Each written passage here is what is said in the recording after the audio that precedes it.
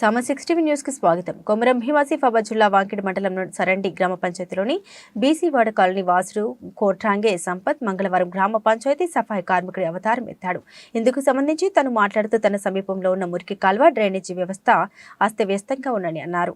పారిశుద్ధ్యం లోపించిందని, పారిశుద్ధ్య కార్మికులు నెలకొకసారి వస్తున్నారని వాపోయారు. మురుగు కాల్వలు శుభ్రం చేయించడం లేదని ఆరోపించారు. తన సమీపంలోని ఈ డ్రైనేజీ వ్యవస్థ కొంతకాలంగా ఇలాగే చెత్తా చెదరంతో నిండి ఉందని, ఈ డ్రైనేజీలో ఉన్నటువంటి చెత్తా చెదరం తీసివేయాల్సిందిగా కోరారు. గ్రామంలో ఎవరికి వారే తోపులని ఎవరికి చెప్పి లాభం లేదని, అలసిపోయిన తాను గ్రామ పంచాయతీ వర్కర్ గా మారనని పేర్కొన్నారు. ఈ సమస్య వల్ల మురుగు నీరు బయటకి పోవడానికి అవకాశం లేక అక్కడెక్కడ నిలిచిపోతుందని, ఈ చెత్త చెదరం తీసివేయకపోతే మాత్రం నీరు అక్కడ నిలిచిపోయి దోమలు పెరిగి అనేక అనారోగ్య సమస్యలు వచ్చే ప్రమాదం ఉందని, ఈ డ్రైనేజీ సమస్యను తీర్చమంటూ సంబంధిత అధికారులను వేడుకున్నారు.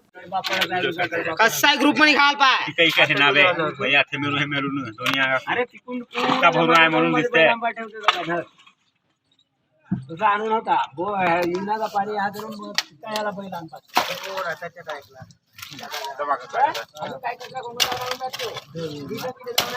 घेला की अगोना पाहता पुन्हा घेला काय बताओ हा तो पाणी पुन्हा आले तो हो दबाला घे